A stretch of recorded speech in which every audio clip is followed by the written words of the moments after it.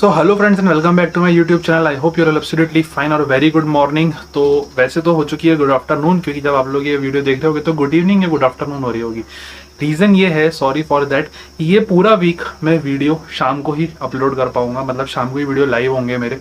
Reason ये है कि शाम को मैंने एक कोर्स ज्वाइन कर लिया है, उसकी क्लासेस रहती हैं रात में है, मतलब एक्चुअली वो काफ़ी लेट नाइट है, तो मैं रात में उसमें बिजी हो जाऊंगा पूरे इस हफ्ते के लिए। सिर्फ एक हफ्ते की बात है, तो मेरे को टाइम नहीं मिल पाएगा कि रात को मैं इतना वीडियो अपलोड कर पाऊँ, क्योंकि सुबह अपने फिर वही 9 बजे से डेली रूटीन वाला काम शुरू हो जाते हैं, ऑफिस वाले और क्लासेस वासेस वाले। तो यार मेरे पास वो चीज़ नहीं है दूसरे टाइप यूट्यूबर्स की तरह कि मैं रात को फिर लेट नाइट वीडियो अपलोड करके सो जाऊँ और फिर सुबह देर से उठूँ, क्योंकि मुझे तो सुबह टाइम पे ही उठना है। दैट्स वाई तो एक हफ्ता और सा मैनेज कर लेना, शाम के वक्त वीडियो आएगी। सो जो क्लासेस ज्वाइन करी है वो आगे चल के बताऊंगा किस चीज़ के लिए करिए, क्यों करिए, ठीक है। अभी उसके लिए सही टाइम नहीं है। आई होप जब तक मैं खुद कुछ अचीव नहीं कर लूँ उसके अंदर, तब तक कोई मतलब नहीं है आप लोग के साथ शेयर करने का। तो चलो बात करते हैं आज के इस वीडियो की, जो आप लोग थंबनेल देख के समझ ही गए होंगे कि क्यों मैंने चूज़ करी बिजनेस, मैंने चूज़ करा ना कि जॉब। तो चलो शुरू करते हैं ये वीडियो बिगर टाइम वेस्ट करें।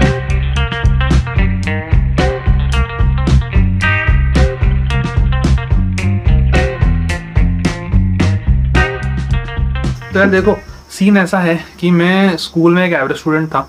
कॉलेज के अंदर आते आते टॉपर बन चुका था, पढ़ाई में बहुत इंटरेस्ट आ चुका था मेरे अंदर। और मैकेनिकल क्या थी कि मेरे लिए सबसे बड़ी चीज़ थी लाइफ में, मतलब मैकेनिकल से इंजीनियरिंग करना। क्यों?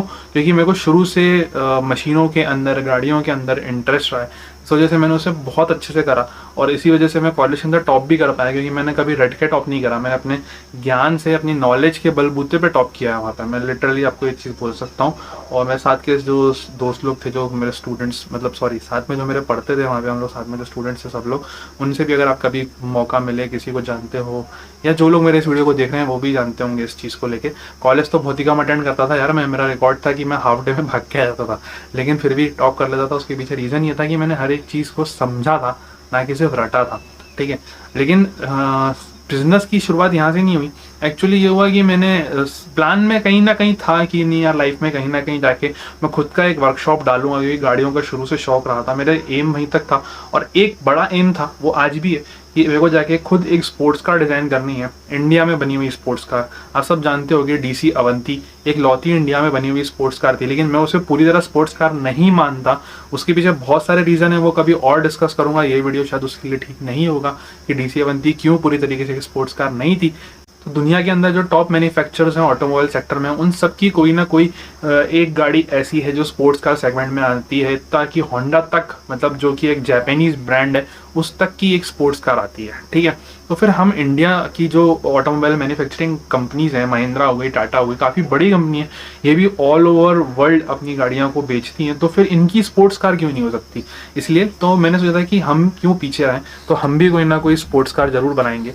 ये मेरा एक एम है और ये आज भी मैं लेकर चल रहा हूँ कि लाइफ में कभी ना कभी एक स्पोर्ट्स कार डेफिनेटली मैं अपनी तरफ से बना के निकालूंगा। पैसा खूब लगता है उसके लिए और R&D बहुत लगती है, दैट्स वाई अभी नहीं कर पा रहा हूँ मैं ये कुछ भी चीज़ें। तो चलो ये सब चीज़ें साइड में डालते हैं, वापस मुद्दे पे आते हैं कि बिजनेस ही क्यों चूज़ किया पर मैंने।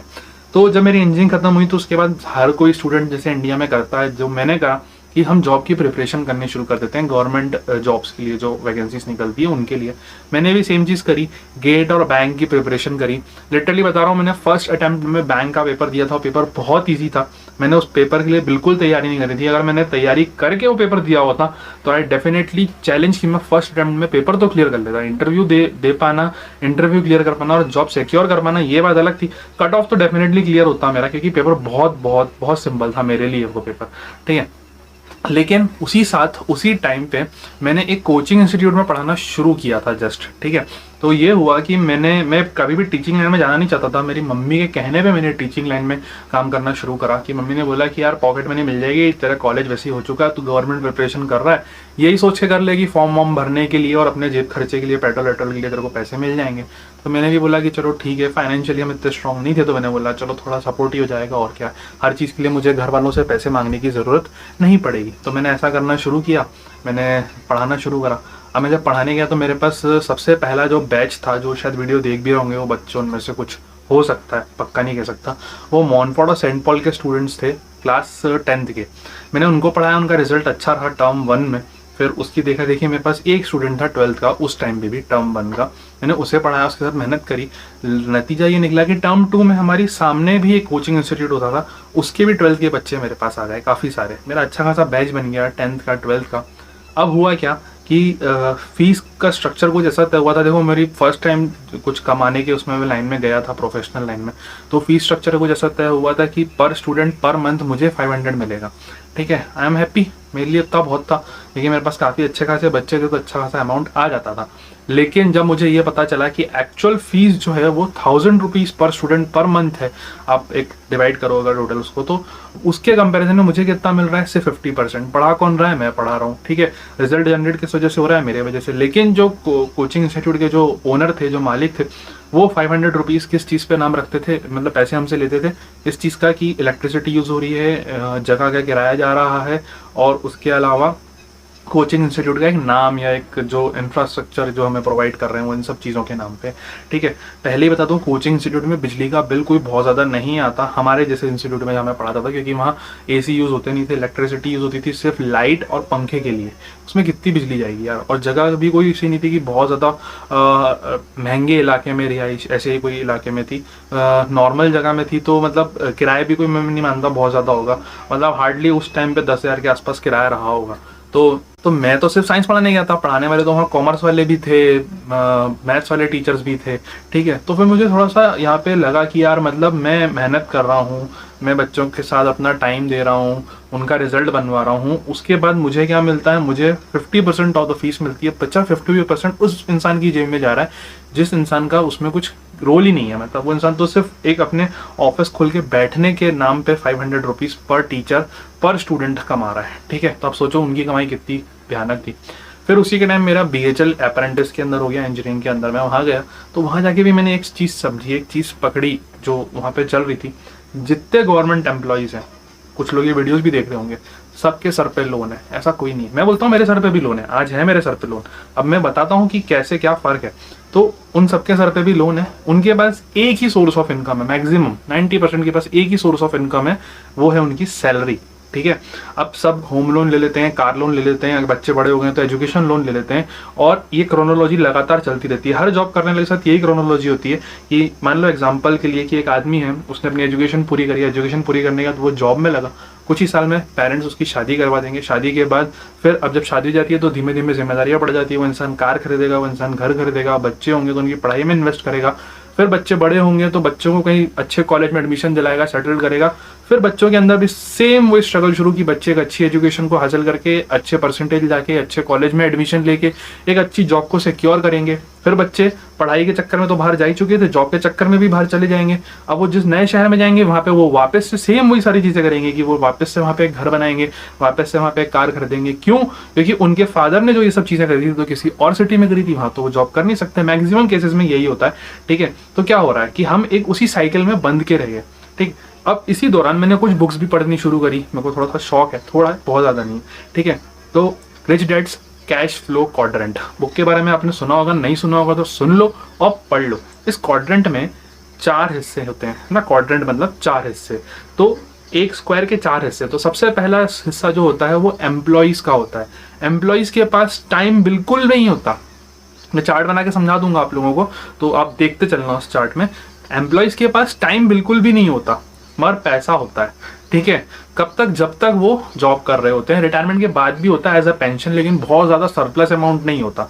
ठीक है, ये एम्प्लॉयज़ की हो गई। फिर आते हैं सेल्फ एम्प्लॉयड, जिस जगह पे मैं हूँ आज। ठीक है, मैं इस कैश फ्लो क्वाड्रेंट के 2 क्वाड्रेंट में आता हूँ अभी, क्योंकि ट्रांसफर होता है ना, एक क्वाड्रेंट से दूसरे क्वाड्रेंट में आप एकदम जंप नहीं कर पाओगे।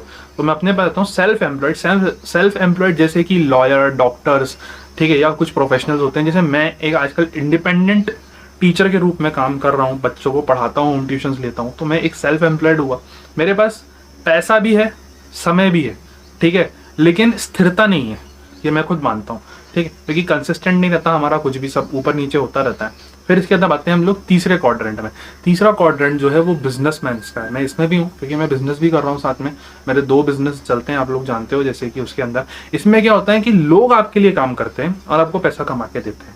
ठीक, और चौथा क्वाड्रेंट होता है वो इन्वेस्टर्स का होता है, जैसे कि वॉरेन बफे। ठीक है, इन लोग के लिए इनका पैसा ही पैसा बना के देता है, मतलब पैसा ही पैसे को कमा रहा है। ठीक है, ये पैसा इन्वेस्ट करते हैं, वो पैसा मल्टीप्लाई हो जाता है, फिर वापस उस पैसे को निकाल के फिर कहीं और इन्वेस्ट कर देते हैं, वो फिर मल्टीप्लाई हो जाता है। तो मुझे एक्चुअली ना जो क्वाड्रेंट का जो लेफ्ट हिस्सा है उससे निकल के राइट हिस्से में जाना है, और मैं स्टेप बाय स्टेप बढ़ते चले जा रहा हूँ उस तरफ। मेरे से गलती ये हुई है लाइफ में कि मैंने कुछ चीज़ें लेट सीखी हैं, लेट समझी हैं, जिस वजह से मुझे इतना समय लग रहा है, इतना स्ट्रगल करना पड़ रहा है। क्योंकि पहली चीज़, मेरे पूरे खानदान में कोई बिजनेस करता ही नहीं, सबके सब जॉब परस्यूइंग है। मेरे फादर भी जॉब परस्यूइंग थे, मेरी मम्मी ने भी जॉब करी हुई है, ठीक है, मेरा भाई आज भी जॉब कर रहा है, और बाकी सब लोग भी हमारे उसमें देख लो कर आप लोग सब जॉब करते हैं। तो मैं एक ऐसा बंदा हूँ जो अपने परिवार में, अपने पूरे खानदान में जॉब से हट के बिजनेस की तरफ बढ़ रहा हूँ, क्योंकि मैं नहीं चाहता कि हमारे आने वाली पीढ़ी वही स्ट्रगल करे जो मैंने क्रोनोलॉजी में समझाया कि बच्चे पैदा होंगे, पढ़ाई करेंगे, अच्छे परसेंटेज लाएंगे, अच्छी जॉब पाएंगे और फिर आगे बढ़ जाएंगे, ठीक है। दैट्स वाई मैंने स्विच करा कि मैं जॉब नहीं करूंगा, मैं बिजनेस करूंगा। मैं बता रहा हूँ, मैं ये नहीं बोल रहा कि मैं पढ़ाई में बहुत अच्छा था, मेरे को बहुत लाखों की करोड़ों की जॉब मिल जाती, ठीक है, लेकिन हाँ इतना था पढ़ाई में और टेक्निकली साउंड इतना हूँ मैं, जब मशीन बना सकता हूँ यार, जो पेटेंट है हमारे नाम पे, इतना बड़ा काम कर सकता हूँ, तो आपको समझ लो कि एक ठीक ठाक जॉब भी मैं पा सकता था, आराम से मैं पैसे कमा सकता था। लेकिन मैं इतना जानता था कि मैं अभी जो स्ट्रगल कर रहा हूँ आज अपनी लाइफ में, वो स्ट्रगल मुझे कहीं ना कहीं एक इंक्रीमेंट के तौर पे, एक बहुत बड़े इन्वेस्टमेंट के तौर पे एक फ्रूटफुल चीज़ देगा। जब देगा तब आप सब लोगों के साथ शेयर करूंगा, ठीक है। इतना बुरा वक्त बिताया है मैंने अपने इस स्ट्रगल के दौर में, और अभी भी बिता रहा हूँ। कभी कभी जेब में 1 रुपए तक नहीं होते, आप इमेजिन कर सकते हो 1 रुपए तक नहीं होते, लेकिन हम हार नहीं मानते। क्यों नहीं मानते? क्योंकि ये पाथ मैंने चूज करा है और मुझे प्रूव करके दिखाना है कि मैं गलत नहीं था। मैंने जो बिजनेस की तरफ डाला है अपना रुख, या उस पाथ को फॉलो कर रहा हूँ। क्यों? क्योंकि चैलेंजिंग होता है। हर कोई बोलता है यार कहाँ लगे हो, बिजनेस के चक्कर में नुकसान हो जाता है, लॉस हो जाता है, ये हो जाता है, वो हो जाता है। अरे भाई जॉब में कुछ नहीं क्यों नहीं हो सकता। मैं जिस गवर्नमेंट कंपनी में जॉब करता था BHL के अंदर, वहाँ पे मैंने हालत देखी है कंपनी की, कंपनी किस स्थिति से गुजर रही है। लोगों को क्या होता है, बोलते ना वो दूर के ढोल सुहाने वाला हिसाब है। काफ़ी सारी गवर्नमेंट PSUs अभी घाटे में चल रही है। रीज़न ये कि एम्प्लॉयज़ काम ही नहीं करना चाहते। काफ़ी सारे एम्प्लॉयज़ करते हैं, मैं ये नहीं बोल रहा, लेकिन काफ़ी सारे ऐसे भी एम्प्लॉयज़ हैं जिनको काम से कोई मतलब नहीं है। उन्हें मतलब किससे है? पैसे से। सैलरी कब मिलेगी, इंक्रीमेंट कब होगा, बोनस कब होगा, यही डिस्कशन होता रहता है पूरे टाइम यार। उनको इस चीज़ से लेने देने नहीं है कि हम ऐसा क्या करें कि कंपनी आगे बढ़ जाए, हम अपना क्या एफर्ट डालें, हम ऐसी क्या नई चीज़ें लाएं, नई डिज़ाइंस पे या नए इन्वेंशंस पे कैसे काम करें, R&D पे। आप मैं बता दो गवर्नमेंट सेक्टर के अंदर R&D पे अगर DRDO को छोड़ दें तो किस सेक्टर में ज़्यादा पैसा खर्च होता है? R&D पे हमारी इंडियन गवर्नमेंट बहुत कम पैसा खर्च करती है। DRDO पे भी हम जितना पैसा खर्च कर रहे हैं ना, वो पैसा भी दूसरी कंट्री से कंपैरिजन में काफ़ी कम है। मतलब हमारी कुछ नेबरिंग कंट्रीज ऐसी हैं जो इवन इस पे ज़्यादा पैसा खर्च करती हैं R&D पे, जितना हम नहीं करते। और R&D is very very helpful to develop a nation. तभी तो नई टेक्नोलॉजी आएगी। क्यों ऐसा होता है कि हमारे यहाँ जो पढ़े हुए अच्छे लोग होते हैं, जो अच्छे स्किल्ड पर्सन होते हैं, उन्हें सही अपॉर्चुनिटी ना मिलने की वजह से वो बाहर चले जाते हैं। सबसे बड़ा एग्जांपल है आप लोग के सामने सुंदर पिचई, जो गूगल के CEO हैं इस वक्त, ठीक है। Google maps, Google translate, Chrome, ये सब बनाने वाले वही एक इंसान है जिनके माइंड में ये थॉट्स आ और उन चीज़ों को हकीकत में बनाया, लेकर आए। और क्यों? क्योंकि उन्हें यहाँ मौका नहीं मिला ना इंडिया के अंदर। मैंने क्या बोला, इंफ्रास्ट्रक्चर नहीं है प्रॉपर यहाँ पे गवर्नमेंट के पास इन सब चीज़ों को हेल्प करने के लिए। ये रीज़न होता है। इसलिए मैंने बिजनेस चूज करा ओवर द जॉब, ठीक है। जॉब तो ऐसा है कि देखो, अगर मैं बिजनेस में नहीं भी सक्सेस हुआ ना 40 साल की उम्र तक, तो कोई ना कोई छोटी बड़ी जॉब तो कर ही लूंगा और कुछ साल में थोड़ा बहुत पैसा कमा ही लूंगा। ऐसा तो है नहीं कि मैं भूखा मरूंगा। इतना है कि भाई दूसरे दोस्तों से थोड़ा कम हो जाएगा अपने पास, नहीं कर पाएंगे, लेकिन कम से कम रिग्रेट तो नहीं होगा कि मैं लाइफ में नहीं कर पाया। क्योंकि मैं जॉब करने लगता ना तो मेरे पास किसी चीज़ के लिए टाइम नहीं रहता। आज जो आप लोग मेरे यूट्यूब पे वीडियोस देख रहे हो, शायद मैं ये नहीं बना पाता। मैं ट्रैवलिंग जो करता हूँ मैं वो नहीं कर पाता। जो मैं लोगों को लेके जाता हूँ ट्रैक्स पे, आउटडोर ट्रिप्स पे, मैं वो नहीं कर पाता। जो मैं मशीन बना रहा हूँ मैं वो नहीं कर पाता। क्योंकि मैंने जॉब करी है, ऐसा नहीं है कि मैंने नहीं करी। मैंने अपनी लाइफ के 3 साल करीब जॉब में दिए हैं अपनी एजुकेशन के बाद।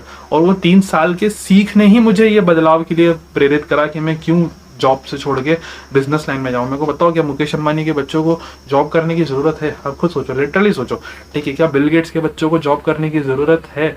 मतलब जितने अरबपति है, मैं कह रहा हूँ मैं उतना बड़ा नहीं भी बन पाया। अरे बिजनेसमैन में कुछ एक ठीक ठाक बिजनेसमैन भी बन गया, ठीक है, एक अच्छा खासा भी पैसा कमा लिया, तो क्या फिर हमारे आने वाली जनरेशन्स को जॉब करने की जरूरत पड़ेगी? नहीं पड़ेगी। बस यही एक सोच लेके मैंने जॉब को छोड़ा और मैं बिजनेस की तरफ बढ़ा।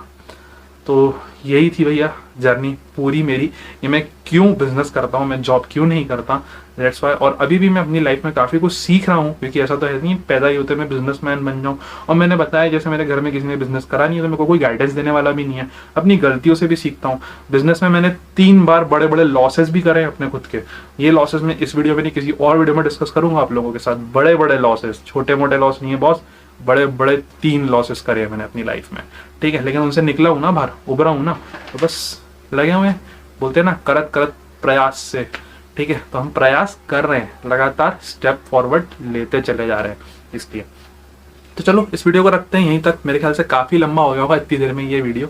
और रीज़न ये है कि घर में ही शूट पूरा इसलिए हुआ क्योंकि गर्मी बहुत ज़्यादा थी। संडे को मैं गया था, उसके बाद फिर मंडे को कहीं जाने का मन नहीं करा, सिर्फ अपनी क्लासेस ली टाइम टू टाइम और घर पे आ गया, इसलिए, ठीक है। तो चलो मिलता हूँ कल आप लोगों से, और कल करते हैं आगे की कुछ बात, जो भी होगा देखते हैं जैसा भी रहेगा कल का, अभी से तो कुछ पता नहीं है अपने को। मिलता हूँ कल, तब तक के लिए स्टे सेफ। बस एक छोटी सी रिक्वेस्ट, वीडियो अच्छा लगा हो तो लाइक कर देना, नए हो सब्सक्राइब कर देना, और हो सके तो मेरे वीडियोस को शेयर कर देना ताकि मेरे सब्सक्राइबर्स तो बढ़े यार थोड़े। भाई थोड़ा तो शेयर करो, एक दिन तो करा आप लोगों ने, उससे थोड़ा फर्क तो पड़ा, लेकिन प्लीज़ एटलीस्ट 2-3 लोगों से बोलो, अपने दोस्तों से बोल दो, 2-4 लोगों से कि यार भाई इस चैनल को सब्सक्राइब कर ले, और थोड़ा बहुत वीडियोस देख लिया कर कभी कभी। अगर वो थोड़ा बहुत वीडियोस देखेगा, हो सकता है तो उससे इंटरेस्ट आने लग जाए, फिर लगातार वीडियो देखने लग जाए। एक छोटी सी रिक्वेस्ट बस, प्लीज़ सब्सक्राइब करवा दो 3-4 लोगों को पकड़ के मेरे चैनल को। और चलो मिलता हूँ कल, ज़्यादा नहीं पकाता इससे ज़्यादा क्योंकि बोरिंग हो जाएगा फिर ये वीडियो, तो कल मिलता हूँ, ठीक है। तब तक के लिए स्टे सेफ और गुड बाय फ्रेंड्स।